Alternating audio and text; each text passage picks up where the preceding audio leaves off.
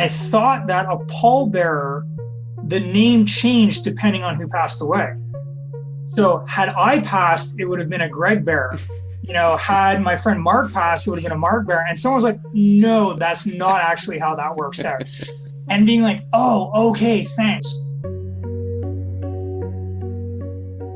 I'm Alex McKinnon, and this is Sorry About the Kid. Chapter 2. Paulbearers.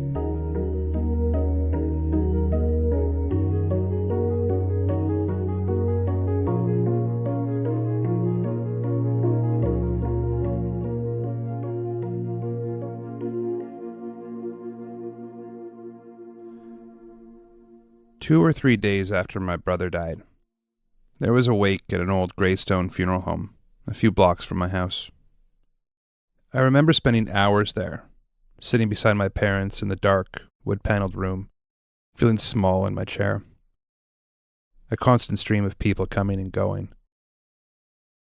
At one point they cleared the room, and the casket was opened for me and my family. I walked up to it with my dad, and saw Paul lying there. I remember putting my hand on his arm and feeling bubble wrap under his suit jacket. After all his injuries, it was helping his body hold its shape. It looked like Paul, but in a way it didn't look like Paul. There's something gone. I remember my dad looking at him with such a deep sadness, then sweeping Paul's hair away from his closed eyes. After he turned away, I leaned in to fix it back to the way Paul would have wanted it. A little messier, a little cooler. My finger brushed against the makeup on his forehead. I looked at the flesh-colored mark on my skin and raised it to my nose. The mix of foundation and formaldehyde made my head spin.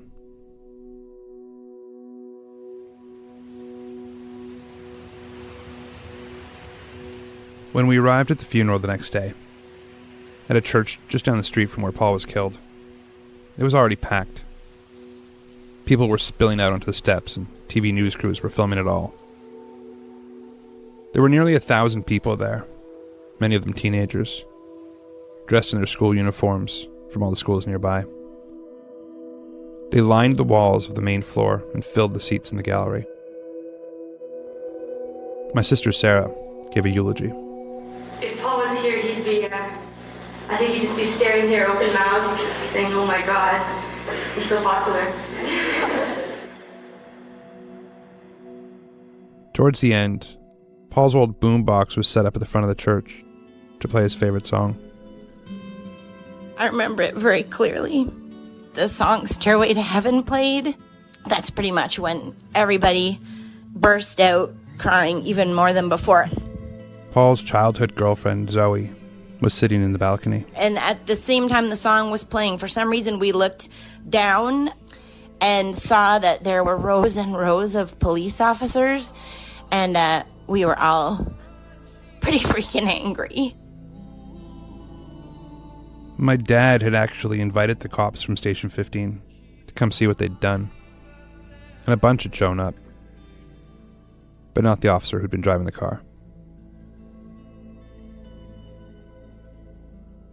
I was one of the pallbearers, so at the end of the funeral, I stood beside Paul's casket next to Greg, Paul's friend who had witnessed the accident.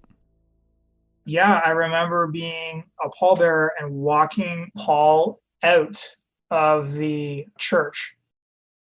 And I will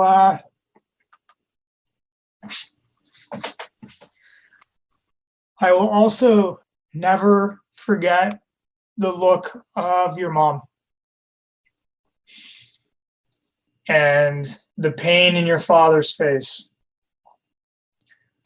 And when I think back to the people who were standing around Paul's grave, and you had people crying silently, you had people crying openly, it was the look of pain on your mom's face that I will never forget. it was a lot for a 14-year-old to process, man. I'm sorry this happened to you, man. Alex, I'm sorry it happened to you, man.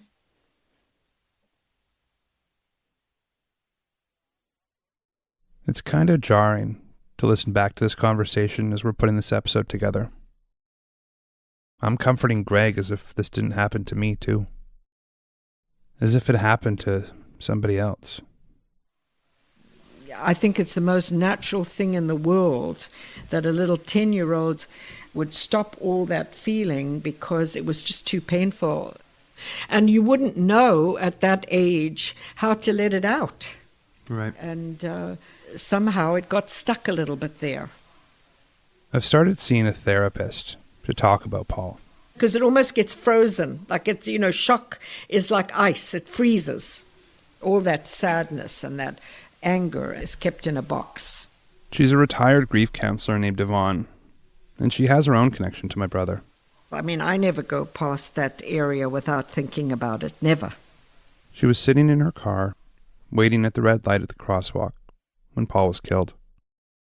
She saw his books flying through the air. Soon after, she began working with families who'd lost a child, and she always wondered how my parents and sister and I were coping, feeling somehow bonded with us. But I'd never spoken with her about any of this stuff, until now. When I was in the grief center, we had this huge punching bag. And particularly for boys and young men that came to see us, we'd make them put on the gloves and punch the hell out of this punching bag. And if ever you had the chance to do that, you imagine that punching bag is that police officer. You would punch and punch and punch, and then you'd probably fall down in a heap and you'd cry your eyes out. I'm thinking about that, and I don't think I would put the police officer's face on that bag. I mean, I am angry at him. I think what he did was awful, but I don't know what would be on that bag. But that would be interesting to ask yourself, Alex. That would be interesting, and you might have to think about it. What would be on that bag? I think what I'm angry at most is what they did to my parents and how sad they were. Yeah. My sister has talked to me about how she would come home and just see my mom with puffy red eyes staring out the window. Because I think in some ways it took your mom and dad away too. You know what I mean? You lose the way they were. They're never the same. There is no way that a person is the same after they lose a child. You cannot be the same. You're not the same. And so it took something away from you and from your mum and dad, the people they were.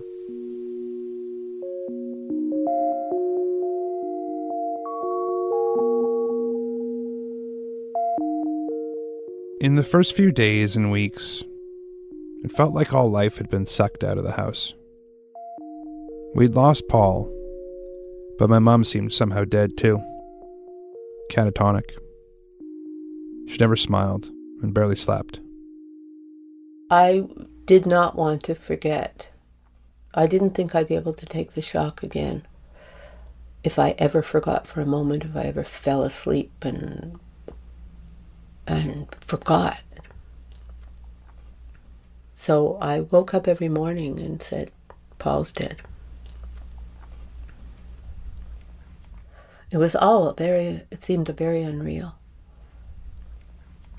It seemed impossible. Nothing really made a lot of sense. I couldn't watch a television program. I would not even know what they were saying.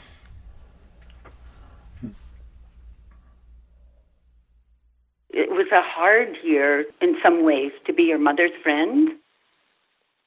My mom's friend Joan was around a lot those days. People grieve in very, very different ways. Other people might put on a strong face, carry on, pull up your socks, move forward. But your mom was not like that. Your mother, to her credit, grieved openly. I would go with her to her bank, and she would cry with the tellers. I would go with her to Atwater Market, and she would cry with the meat man and the fruit guys.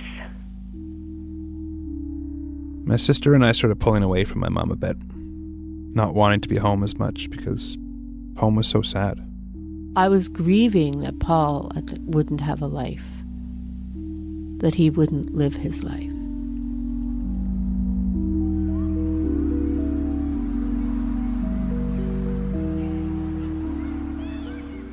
I returned to school just a few days after Paul's funeral.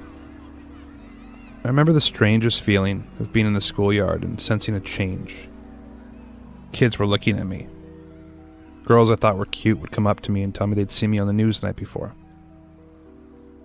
There was this newfound celebrity, and it was confusing.